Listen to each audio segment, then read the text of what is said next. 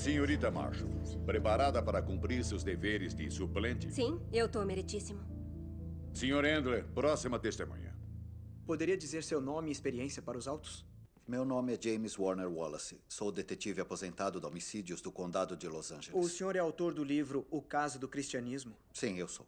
Pode contar para o tribunal o subtítulo do livro, por favor? Um detetive de homicídios investiga as alegações dos evangelhos. Seria correto dizer que seus deveres como detetive de homicídios incluem investigar casos já encerrados?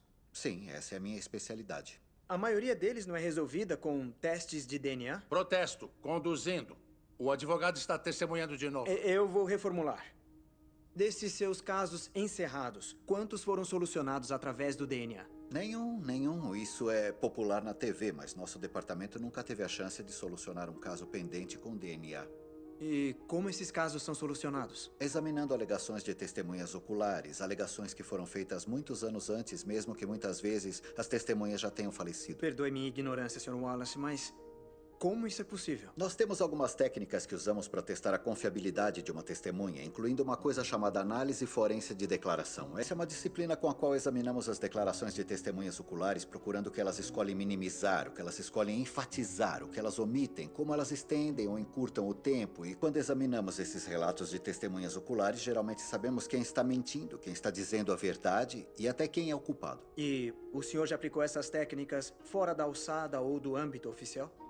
Sim, já apliquei minha especialidade na morte de Jesus pela mão dos romanos e, na verdade, estudei os evangelhos como se estivesse estudando qualquer outra declaração forense. Em questão de meses, eu determinei que os 4 evangelhos, escritos de diferentes perspectivas, contêm relatos de testemunhas oculares sobre a vida, o ministério, a morte e a ressurreição de Jesus. E o senhor considerou que os 4 relatos fizessem parte de uma conspiração destinada a promover a crença numa nova fé? É preciso considerar as conspirações ao avaliar relatos de testemunhas oculares. Mas conspirações bem-sucedidas normalmente envolvem um número pequeno de pessoas. É mais fácil 2 pessoas mentirem e conseguirem guardar segredo do que 20. E esse é o verdadeiro problema com as teorias de conspiração relacionadas aos apóstolos do século I. Era muita gente tentando sustentar essa conspiração durante um período muito longo de tempo. E, pior ainda, eles sofriam uma pressão sem precedentes, uma pressão inimaginável. Cada uma dessas pessoas foi torturada e morreu pelo que alegava ter visto, e nenhuma delas jamais retratou a história.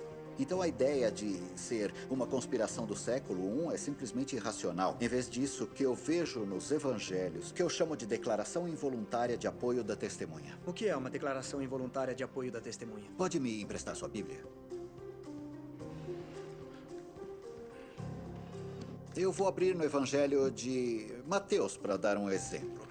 Eu vou começar com uma passagem que Jesus está em frente a Caifás numa audiência. Diz aqui: então cuspiram no rosto dele e o atingiram com socos. Outros lhe deram tapas e disseram: profetize para nós, Cristo, quem te bateu?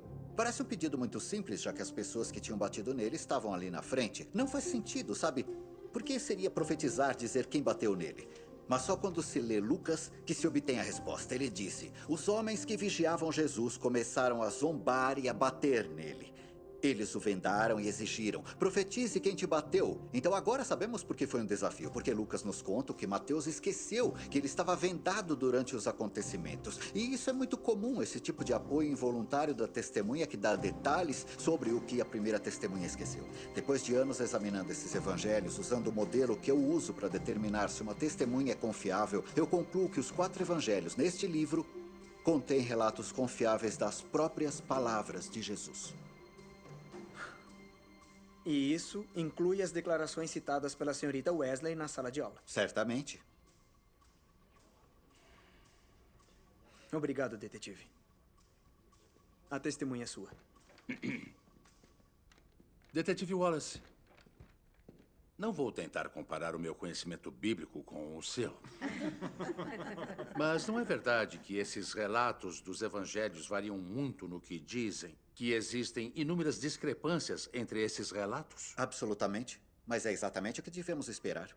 Eu não entendi isso. Relatos de testemunhas oculares sempre diferem na maneira em que elas se lembram da história. São diferentes perspectivas geográficas com suas histórias, até mesmo onde estavam no local. Quando eu examinei os evangelhos, estava tentando determinar se os relatos eram precisos e confiáveis, apesar das diferenças que encontraria entre eles.